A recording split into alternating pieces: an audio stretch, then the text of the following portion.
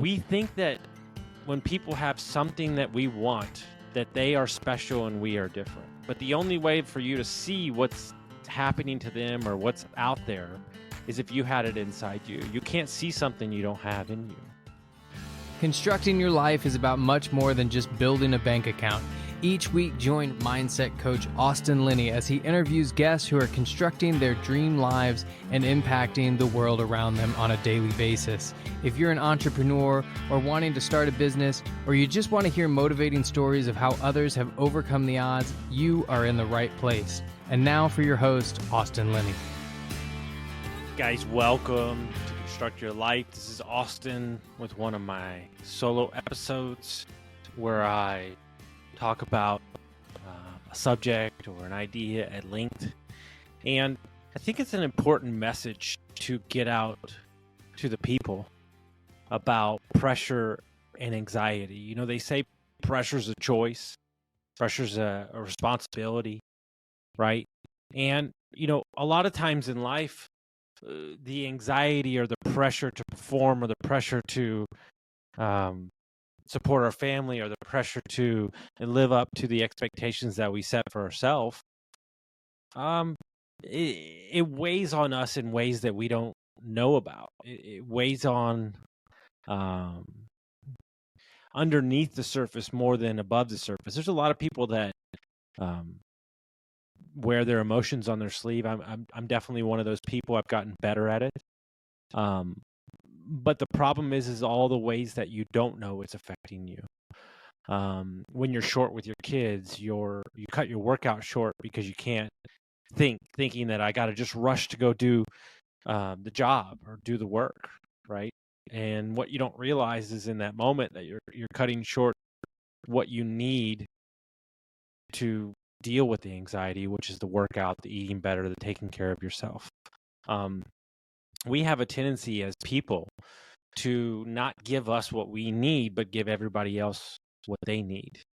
And then the pressure and the anxiety of said thing builds up and up and up and up. I think one of the biggest misnomers that's confusing to me is that anybody that is establishing change in their life, or they're building, or they're trying to build a company and they haven't done it before, they think that everybody that's made it, whatever you want to call that, millionaires, billionaires, that they don't have anxiety or pressure anymore because the money disappears, or you don't have to worry about the money anymore, so you don't have that. And that's the farthest thing from the case. A lot of the times, the people who have made it at the top have more anxiety and more pressure than you can even imagine. They just don't share it as much because they've learned to deal with it.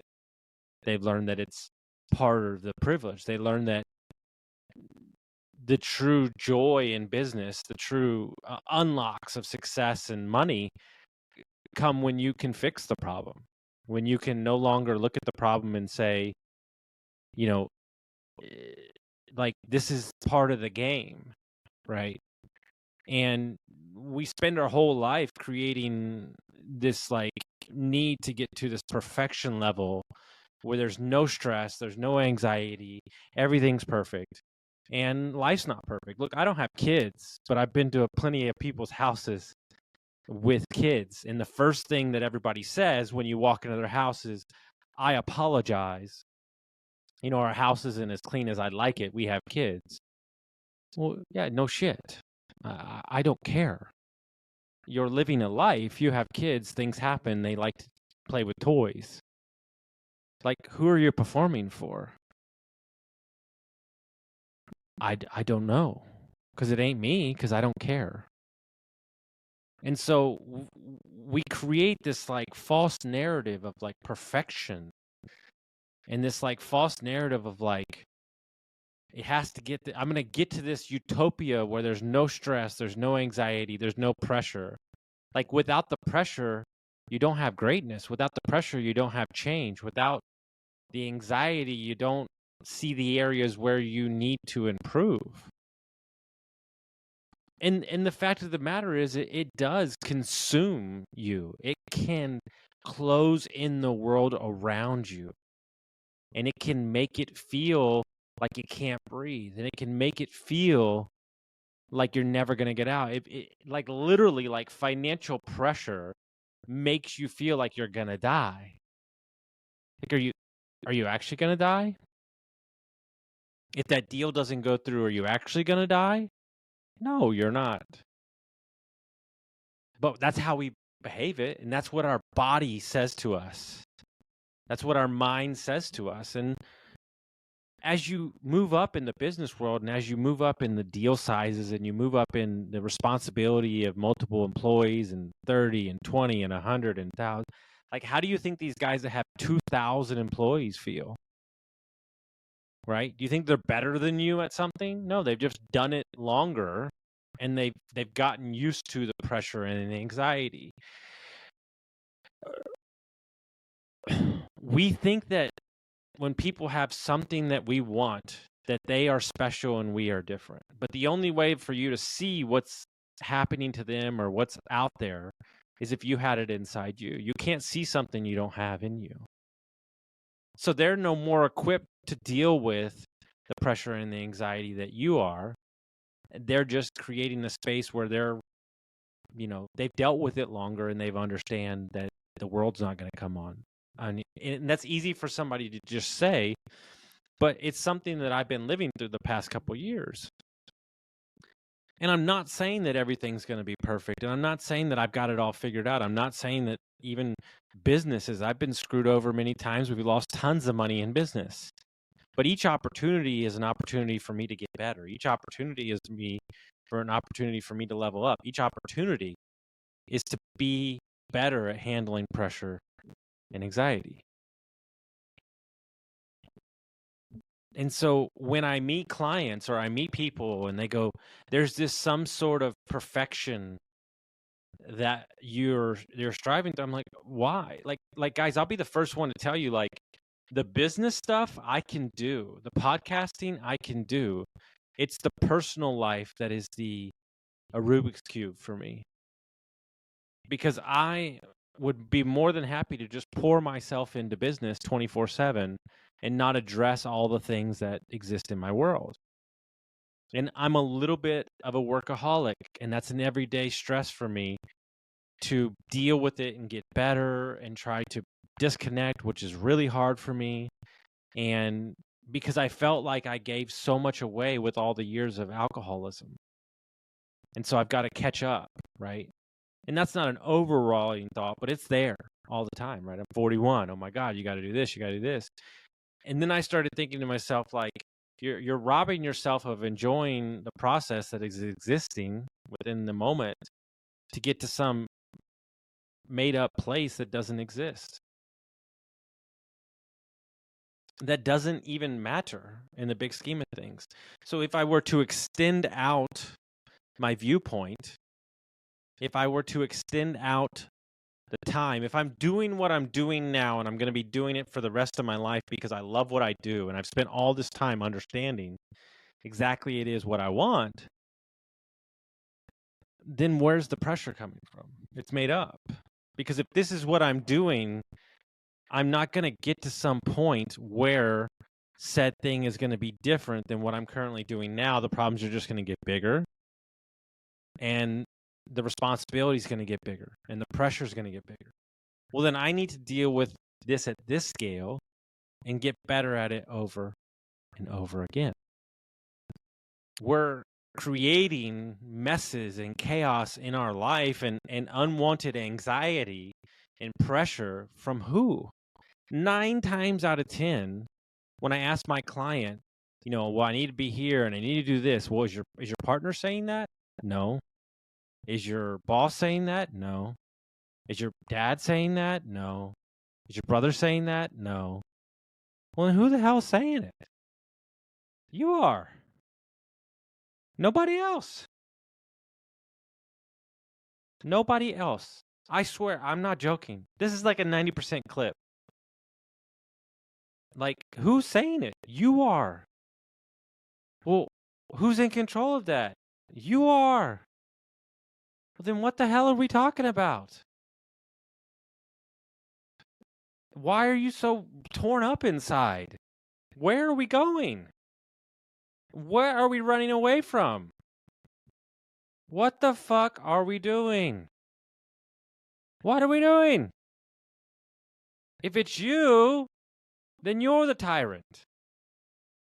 You're the psychotic patient. You have created a wall with no doors and no windows, and you are beating yourself senseless for no reason. You're the patient. It's in the mirror. You know that meme where the Spider-Mans are pointing around at each other? That's you. Your parents, your spouse, unless they're just a bad person, want to see you succeed. And they support you and your crazy ideas and everything that you do. And you are driving yourself flipping crazy. For what? To buy what car? To what? Do what status symbol? When you come home at night, do your kids go, "Hey, how much money did you make today, Daddy? I need that cheddar." No, they fucking don't. They ask, "I'm so happy you're home, Dad. Can we play?" "I'm so happy you're home, so I get to spend time with you." They don't say, "Hey, man, show me the bank account." So if you can admit that this success and this mountain that you're climbing is for you, then you can get to a place where you understand who's calling the shots.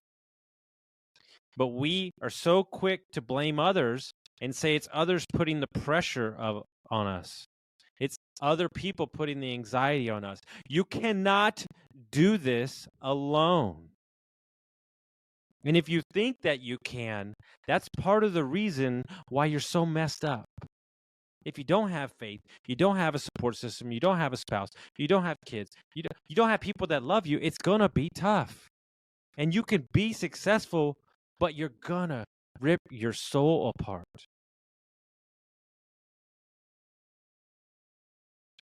One of my favorite lines of all time from Mark England. It is your job as a coach to not believe your client's own bullshit.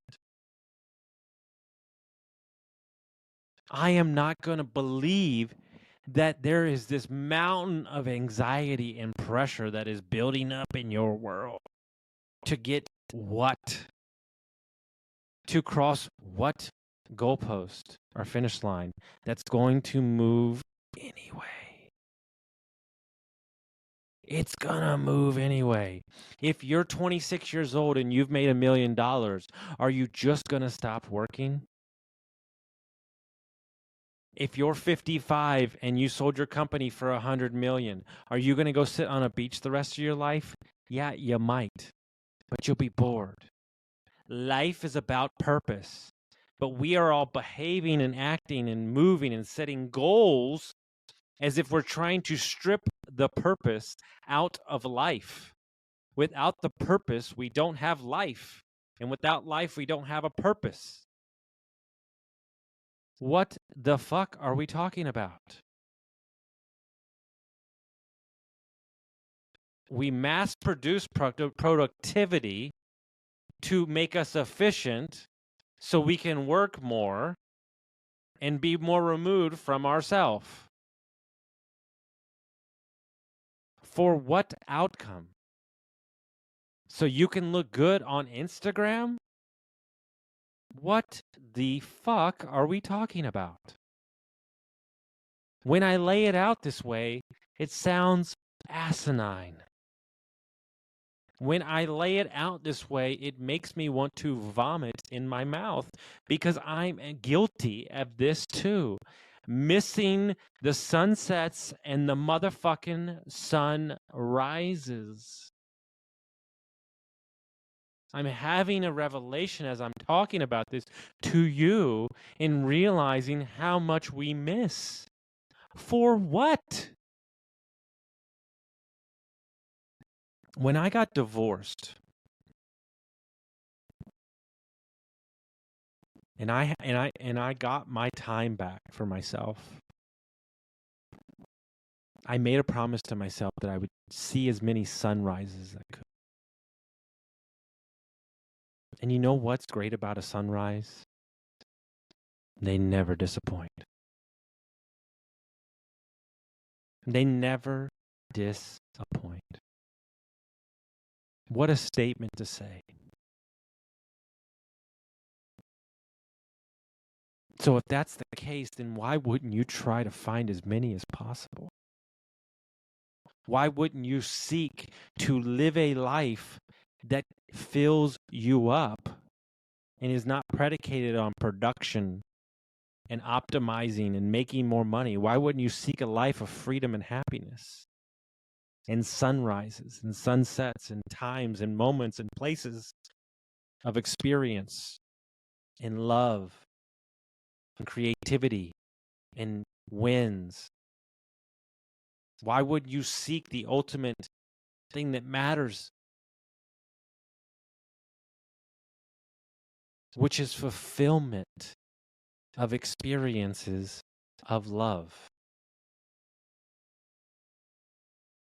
We have a person in our life that is driving us crazy, and it's not who we think it is.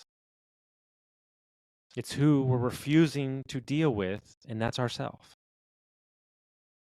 And the questions that you're not asking yourself are the reason that you are where you are. The questions that you refusing to ask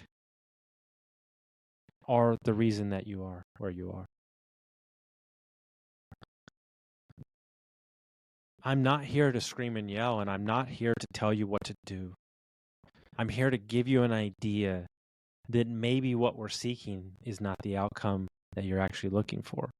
Maybe what we're seeking is to be acknowledged. Maybe we're seeking to be seen. We're seeking to have a self-worth that is not predicated on the money that we're making and what we do for a fucking living. Do you know I don't give a flying fuck what you do for a living? I could care less. I care about how you make me feel, what you want me to see, how you leave me when you leave me. Do you leave me better? Do you leave me inspired? Do you leave me excited? Do you leave me impacted? That's what I care about. How you make your money and what you build and what you create is part of who you are. It's not who you are. And the people that I love to spend time with make me feel better.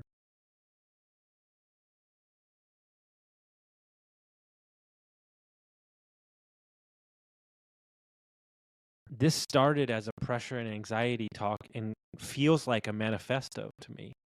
It feels like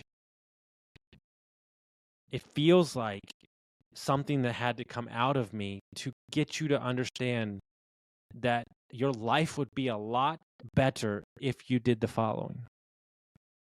If you saw more sunsets and more sunrises, if you jumped in water when you saw it, if you helped a friend just because, if you worked out and took care of yourself because you love yourself, and if you fell in love with becoming a better human, and you cared way less about money and what you do for a living. I finally realized what people are saying when anxiety and stress is a choice. It's a choice. And unfortunately, it's a lot of our default choices. But that doesn't have to be the case. You can make a stand today and you can change what you believe in. You can change what gives you worth, and you can change what you give your attention to.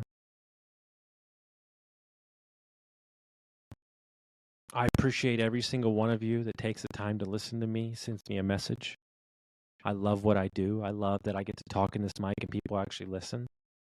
And I myself am excited for the future of the podcast and what we're going to do, and I'm excited for the messages that I keep bringing. If you found value in this, send it to a friend, share it around, and we'll see you next time. Guys, let me take a minute to tell you about my buddies over at Lead Hub. Ben and Aaron, the best humans I know. Not only are they amazing at marketing for trade companies, but Ben started his HVAC company in his garage, sold it for multi-million dollars. So when this guy talks, I listen. When we took over Dietz Mechanical, we had 22 reviews in 22 years. In 7 short months, we went from 22 reviews to 107. We went from a 4.2 to a 4.7. We tripled our Facebook presence and we tripled our calls. If you're an HVAC, plumbing, electric, landscaping company, and you're looking for a no BS approach to marketing, you're looking for people who have done it before, you got to go to leadhub.net